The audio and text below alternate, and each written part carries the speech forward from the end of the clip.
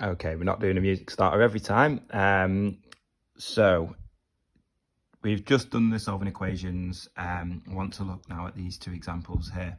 So these aren't, you're not going to get solutions to these, but it's going to usually be show that this can be written in a certain way. So typically you will want to start with one side. You pick the side that you like the look of the most. Usually it'll be the left-hand side. And you're going to, through a series of steps, show very explicitly that you can get from the left-hand side to the right-hand side. Now, you can't cut any corners. You can basically not assume that you know this answer. It's there as a guide. You'll be found out by the examiner if you try and if you're stuck at a particular junction and then you just sort of say, oh, and that equals the answer. Well, if it's been right up to that point, then yes, it will be equal to that, but you need to show it in the steps. So starting with the left hand side, and again, there's not going to be a set, it's a really difficult thing to teach, to be honest, because there's not a set process, a set method that's going to always get you to from the one side to the other. It's about trying things out and spotting things that you think will work and then trying it out. If it doesn't work, you have to start again and try something else. As you do more practice, you'll get better at spotting the things that are going to work. And so let's starting with this example then. We've got the left-hand side. We've got 1 minus sine x over cos x. So I'll be looking at that and I'll try and explain my thought processes as I'm looking through them. The other thing to mention is, with this identity work, there is going to be more than one way to get to the right answer. So if you've done it and you've used correct steps, but it's different to the mark scheme or the way I've done it, if it's right, it is right. So as I've seen it before, there's many different ways to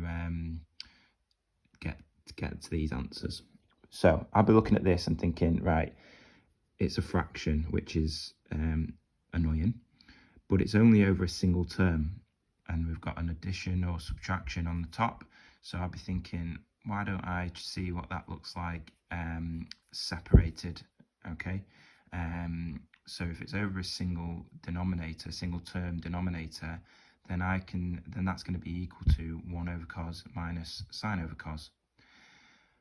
At which point 1 over cos is actually as we require, and sine over cos can be written as tan. Yeah, so you can see how that one works out. It's quite a straightforward example, to be honest. Right, looking over to the next one then. We've got this identity. So we're going to start with the left-hand side and let's have a think. So again, we've got a sine squared here, we've got a cos squared here.